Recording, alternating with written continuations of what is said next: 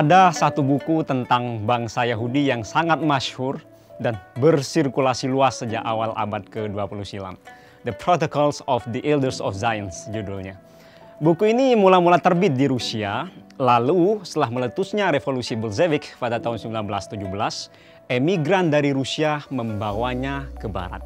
Sejak itu, buku ini diterjemahkan ke dalam beragam bahasa dan menyebar kemana-mana. Siapa pengarang buku itu? Belum ada yang tahu. Yang pasti, penulisan buku yang ditengarai bersumber dari notula pertemuan rahasia para petinggi Yahudi ini ditujukan untuk menegaskan bahwa bangsa Yahudi adalah bangsa yang licik dan membahayakan dunia. Makanya antisemitisme mesti dianggap sebagai suatu hal yang wajar dan legal.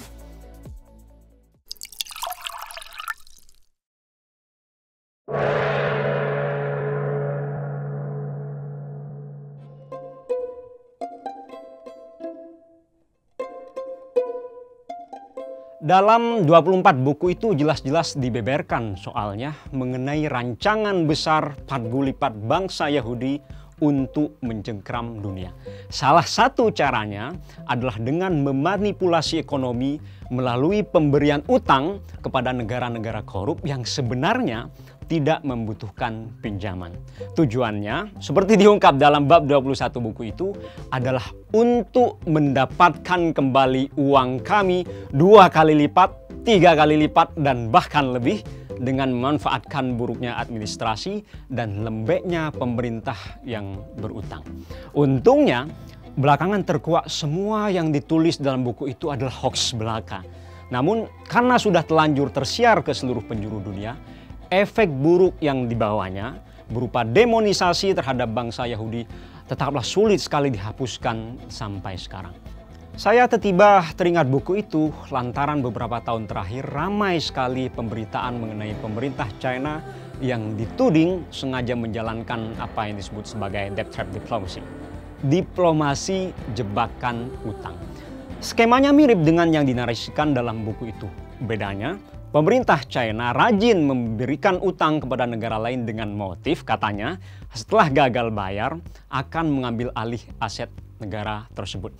Adapun yang sering dijadikan contoh paripurna negara yang disebut-sebut telah terjerat jebakan utang China itu, ya kita sudah hafal, adalah Sri Lanka.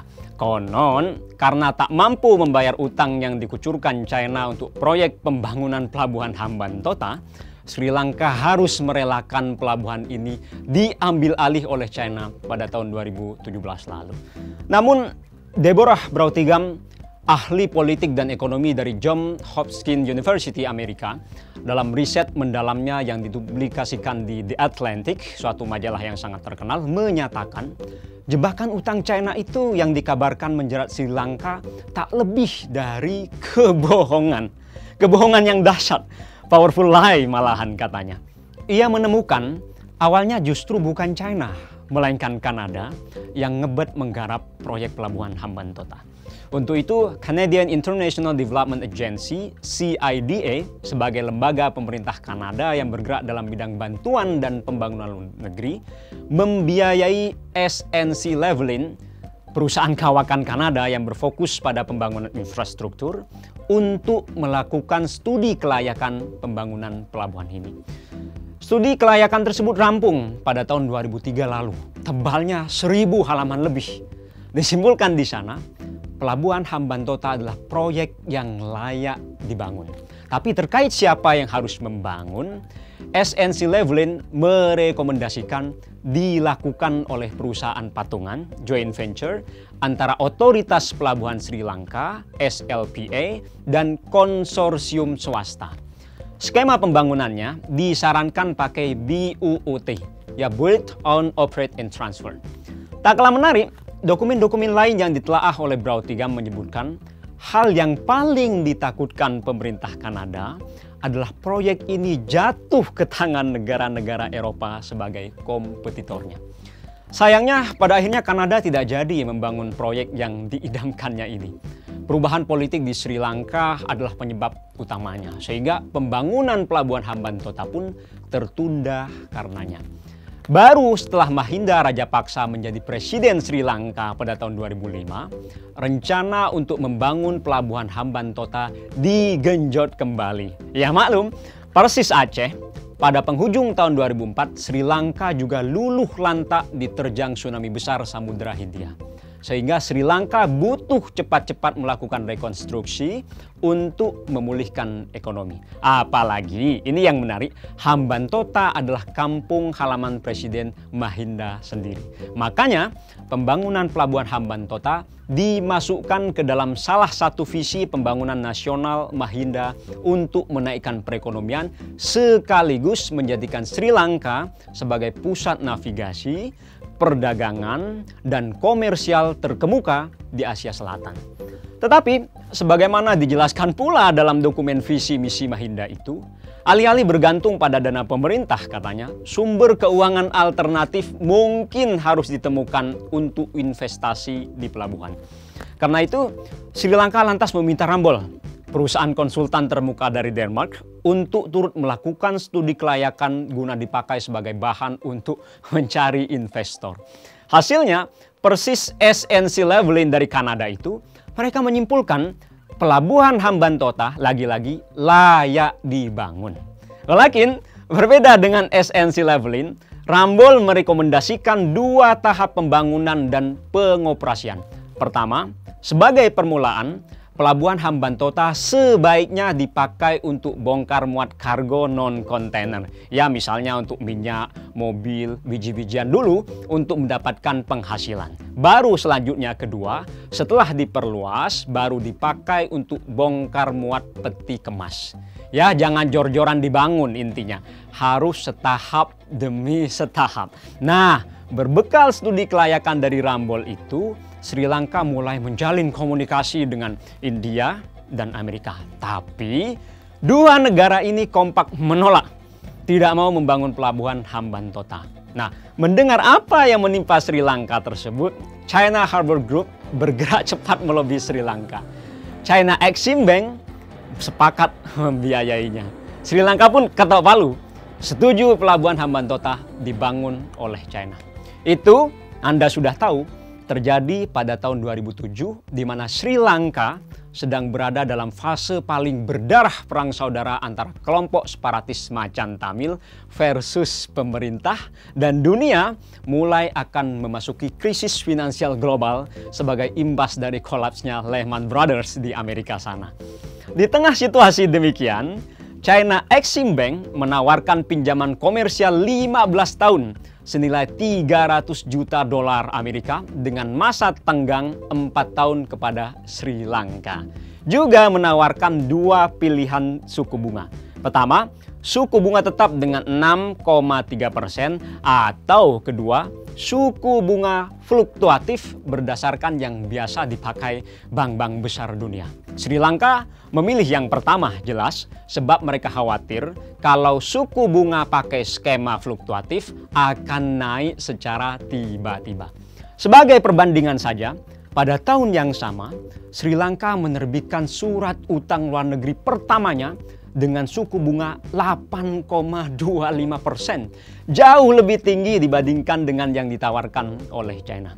Sesuai jadwal, tahap pertama pembangunan pelabuhan Hambantota selesai pada tahun 2009 bertepatan dengan berakhirnya Perang Saudara Sri Lanka yang berlangsung puluhan warsa. Berhentinya Perang Saudara membawa euforia tersendiri tentu saja bagi pemerintah Sri Lanka untuk secepat mungkin membangun negeri. Hanya saja, karena minimnya ketersediaan dana domestik, mereka mesti berutang ke sana kemari untuk mewujudkan cita-cita membangun negeri itu. Bahkan tak mengindahkan rekomendasi dari studi kelayakan yang sudah dibuat sebelumnya, Presiden Mahinda tidak mau menunggu tahap pertama pelabuhan Hambantota cuan dulu, malah lanjut membangun tahap kedua guna menjadikannya pelabuhan kontainer internasional. Untuk inilah Sri Lanka pada tahun 2012 berutang lagi ke China sebanyak 757 juta US dollar Amerika. Untungnya, karena krisis finansial global, suku bunga yang dikenakan oleh Beijing kepada Kolombo cuma 2%. Nah, sejak 2014, tulis Koh King-ge dalam mingguan Beijing Review yang terbit pada 23 Agustus 2018 silam, pelabuhan Hambantota mulai merugi. Lantaran kemampuan manajerial yang kurang mumpuni. Menyadari hal ini, pada September 2014, Otoritas Pelabuhan Sri Lanka (SLPA) menandatangani kesepakatan dengan China Harbour dan China Merchants Group untuk mengelola bersama pelabuhan Hambantota selama 35 tahun. Sebanyak 391 juta dolar Amerika digelontorkan oleh dua perusahaan tersebut. Tetapi tak lama berselang, tiba-tiba terjadi gejolak politik di Sri Lanka sana. Pemerintah ujuk-ujuk mengumumkan akan menggelar pemilihan presiden pada awal 2015. Padahal Pilpres seharusnya baru dihelat 2 tahun kemudian. Presiden Mahinda ingin dan percaya diri bisa menjabat sebagai presiden 3 periode. Rupanya ekspektasi tak sesuai realita. Presiden Mahinda malah kalah oleh Maithripala Sirisena, Menteri Kesehatannya yang maju menantangnya pada masa-masa akhir kampanye petahana. Runyamnya, lengsernya Presiden Mahinda mewariskan utang menggunung kepada Maithripala. Ya maklum, kendati ekonomi Sri Lanka semasa kepresidenan Mahinda menanjak rata-rata 7% tiap tahunnya, tapi penanjakan ekonomi itu ditopang oleh hutang kemana-mana tadi. Bayangkan, dari 2007 sampai 2014, Sri Lanka tercatat 7 kali menerbitkan utang negara senilai 5,5 miliar US dollar dengan suku bunga yang sangat tinggi. Kalau begitu, utang luar negeri Sri Lanka kepada Jepang, World Bank, dan Asian Development Bank sebenarnya lebih banyak dibandingkan dengan utangnya kepada China. Laporan tahunan Bank Sentral Sri Lanka 2017 lalu memperinci, di antara total utang luar negeri negara itu yang sebanyak 51,8 miliar US dollar Amerika, hanya sekitar 10,6% atau senilai 5,5 miliar US dollar yang merupakan pinjaman dari China. Dan dari 4,5 miliar utang luar negeri Sri Lanka yang jatuh tempo pada 2017, hanya 5% yang untuk proyek pelabuhan Hambantota. Tak heran bila utang terkait pelabuhan Hambantota tidak pernah terjadi gagal bayar. Pasalnya, seperti dilaporkan media CNBC pada 30 April 2016 lalu, IMF telah menyetujui permintaan bailout dari Sri Lanka untuk menghindari krisis neraca pembayaran. Ya, gali lubang tutup lubang memang. Nah, di samping itu, untuk menambah pundi-pundi, Sri Lanka juga manut pada apa yang disarankan konsultan dari Kanada. Sewakan, bukan jual loh, bukan jual, pelabuhan Hambantota kepada pihak yang lebih berpengalaman. Nah, Sri Lanka uniknya lagi-lagi memasrahkannya kepada China Merchants Group.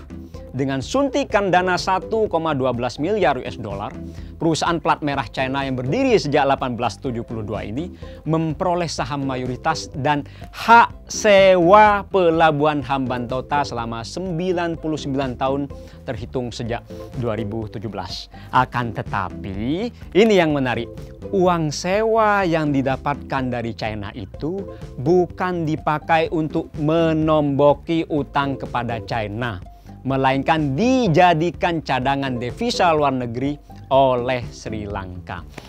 Kalau begitu kenyataannya, penyebab Sri Lanka begitu luas dipamerkan sebagai contoh bahaya laten diplomasi utang China, meskipun faktanya pinjaman China jelas bukan musabab utama jelimetnya utang Sri Lanka, lebih berkaitan dengan politik global daripada fakta sebenarnya. Ini bukan saya yang ngomong. Yang ngomong begini adalah Dusni Wirakun, Direktur Eksekutif Institute of Policy Studies of Sri Lanka. Orang Sri Lanka sendiri yang ngomong. Bukan saya, Novi Basuki dari aseng.id untuk segmen Cakuan Asumsi.